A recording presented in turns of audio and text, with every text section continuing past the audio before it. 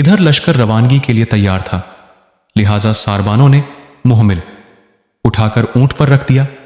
उस जमाने में आप दुबली पतली थीं, आपका वजन बहुत कम था, इसलिए मुहमिल उठाने वालों को पता ना चला कि आप उसमें नहीं हैं।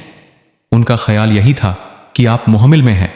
इस तरह का काफिला वहां से आपके बगैर रवाना हो गया। आपको हार के दाने मिल गए तो आप वापस लौटी और यह देखकर परेशान हो गईं कि काफिला वहां से जा चुका था। वहां बिल्कुल सन्नाटा था। आपने सोचा, जब रसूल करीम सल्लल्लाहु अलैहि वसल्लम को मालूम होगा कि मैं मुहमिल में नहीं हूं, तो आप मेरी तलाश में कुछ साथियों को इसी तरफ भेज देंगे। यह सोचकर आपने चादर तानी और एक दरख्त के नीचे लेट गईं। लेटते ही आपको नींद ने आ लिया।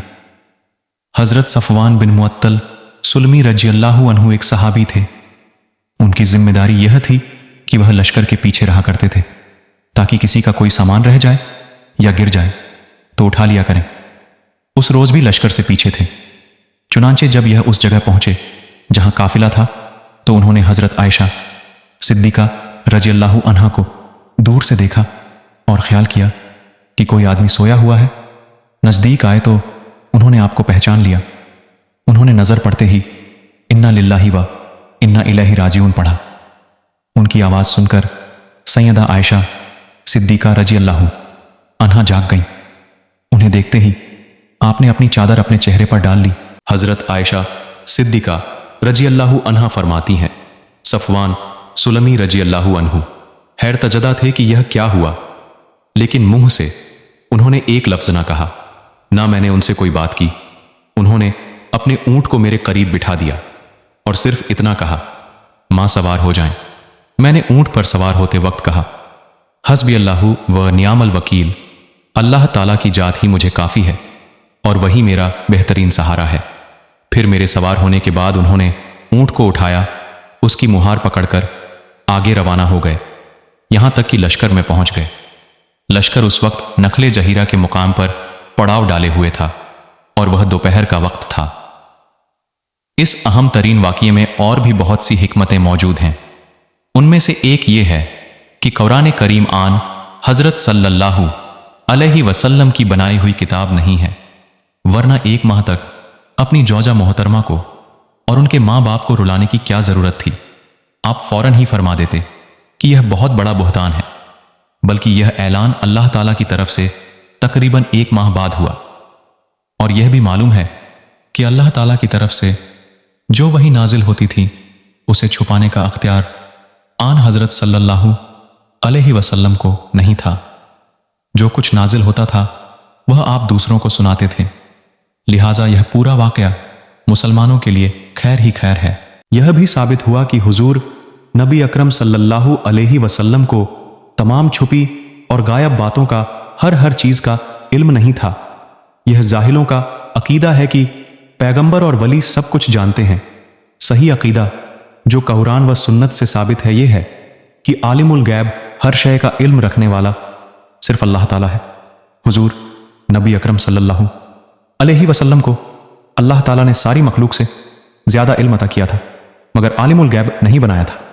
अगर आलिमुल गैब होते तो इतने दिनों तक वहीं का इंतजार क्यों फरमाते।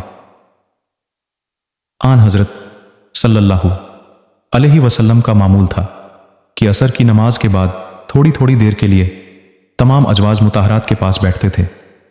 इस मामूल में कदरे फर्क इस तरह आया कि आप हजरत ज़ैनब रज़ियल्लाहु अन्हा के यहां कुछ ज्यादा वक्त के लिए बैठने लगे। सैयदा आयशा रज़ियल्लाहु अन्हा ने इसकी वजह मालूम करने की कोशिश की तो पता चला सैयदा ज़ैनब रज़ियल्लाहु अन्हा के यहां कहीं से शहद आ गया। आपको चूंकि शहद बहुत पसंद था, इसलिए हजरत ज़ैनब रज़ियल्लाहु अन्हा आपको शहद पेश करती थीं, सो इस वजह से खदरे ज्यादा वक्त लग जाता था। सैयद आयशा रज़ियल्लाहु अन्हा ने सैयदा हफ्सा रज़ियल्लाहु अन्हा और सैयदा सौदा रज़ियल्लाहु अन्हा से इस बात का जिक्र किया और मशवरा किया कि इस सिलसिले में कोई तदबीर करनी चाहिए। आप सल्लल्लाहु अलैहि वसल्लम बहुत नफासत पसंद थे, जरा सी बू भी आपको नागवार गुजरती थी, और शहद की मक्खियां जिस किस्म के फूलों से रस चूसती हैं, शहद की मिठास में उस किस्म के फूलों की लज्जत और बू होती है। عرب میں ایک پھول کا نام مغافیر ہے۔ یہ قدرے تیز بو والا پھول ہے۔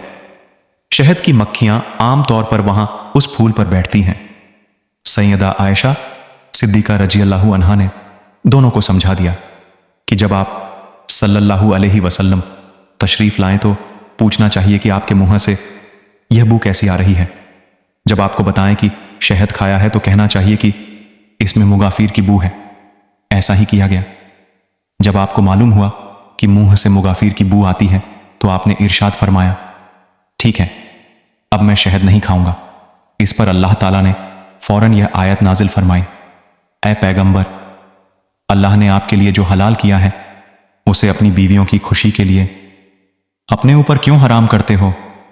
اللہ بخشنے والا مہربان ہے اور اس نے آپ کی قسم کا کفارہ مقرر کر دیا ہے۔ اللہ تعالیٰ آپ کا مولا اور علم و حکمت والا ہے۔